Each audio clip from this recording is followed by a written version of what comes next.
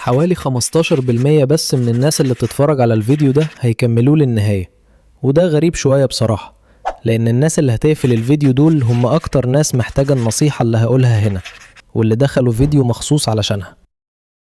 من كام سنة الباحثين في جامعة كاليفورنيا سان دييجو عملوا دراسة بسيطة.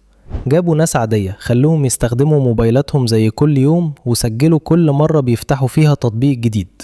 النتيجة صدمت حتى الباحثين نفسهم. الشخص العادي بيفتح تطبيقه ويقفله كل 26 ثانية تقريبا، مش دقيقة، مش نص دقيقة، 26 ثانية بس. ده معناه ايه؟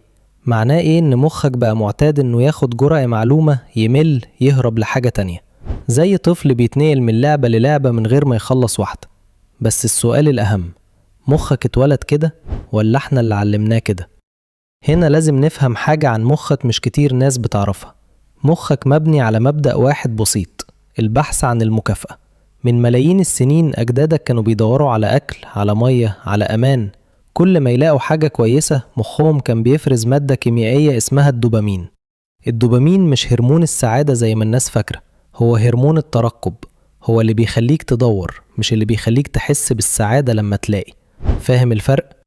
مخك بيحبك تدور أكتر من ما بيحبك تلاقي. ودلوقتي فكر في التطبيقات اللي بتفتحها كل يوم. كل مرة تعمل سكرول دماغك بيتوقع إن ممكن يطلع له حاجة مثيرة، فيديو مضحك، صورة غريبة، خبر صادم. أحيانا بيلاقي، أحيانا لأ. وده بالظبط اللي بيخلي الموضوع إدماني. في التسعينات عالم نفس اسمه B.F. سكينر عمل تجربة على الفئران. حط الفار في صندوق فيه رفعة، كل مرة الفار يدوس الرفعة أحيانا بيطلع له أكل، أحيانا لأ. الفار مش عارف إمتى بالظبط. النتيجة، الفار بقى مهووس بدوس الرفعة أكتر بكتير من فار تاني كان بياخد أكل كل مرة يدوس فيها. المكافأة العشوائية أقوى من المكافأة المؤكدة. ده مش رأي، ده نتيجة تجربة اتكررت مئات المرات.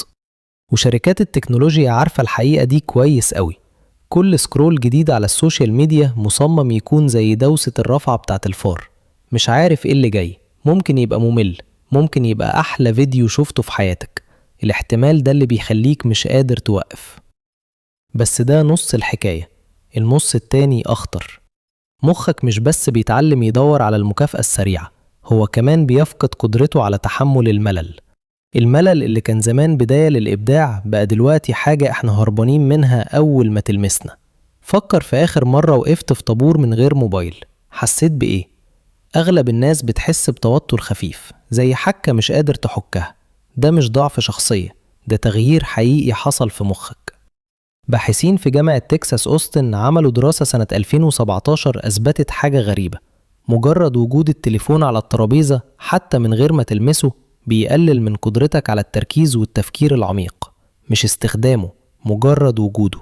مخك بيستهلك جزء من طاقته وهو بيقاوم إغراء اللمسة. يعني انت مش بس بتفقد وقتك وانت بتسكرول، انت كمان بتفقد قدرتك على التركيز حتى لما التليفون يبقى مقفول جنبك. طيب في حل ولا احنا عالقين كده للأبد؟ الخبر الكويس ان مخك مرن. القدرة اللي اتعلمها ممكن تتنسى، وقدرة تانية ممكن تتبني مكانها. الباحثين اللي درسوا العادات بيقولوا ان الموضوع مش عن قوة الإرادة، الموضوع عن تصميم البيئة حواليك. لو التطبيق سهل الوصول هتفتحه، لو صعب شوية هتفكر مرتين. في ناس بدأت تجرب حاجة بويز، يشيلوا التطبيقات دي من الشاشة الرئيسية، مش يمسحوها، بس يحطوها في مكان محتاج خطوتين 3 عشان توصلوا. الخطوة الإضافية دي بسيطة، بس بتكفي إن المخ يتوقف لحظة ويسأل نفسه، أنا فعلا عايز أعمل كده دلوقتي؟ تاني حاجة، في ناس بتحدد وقت معين في اليوم لسكرول وبتسيب باقي اليوم من غيره. المخ بيتعلم إن المكافأة مش متاحة على طول، فبيهدى شوية باقي الوقت.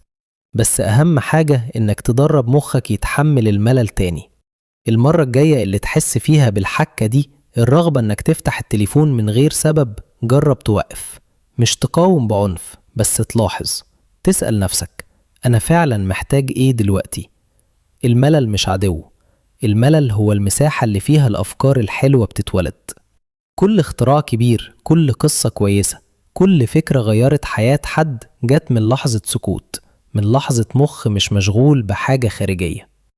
انت دلوقتي شايل التليفون تاني وانت بتسمع الكلام ده، بس المرة دي بلاش تفتح تطبيق جديد، سيبه شوية، خليك مع الفكرة دي بس. مخك مش محتاج مكافأة تانية دلوقتي، هو محتاج لحظة يستريح فيها من الدوران المستمر. جرب.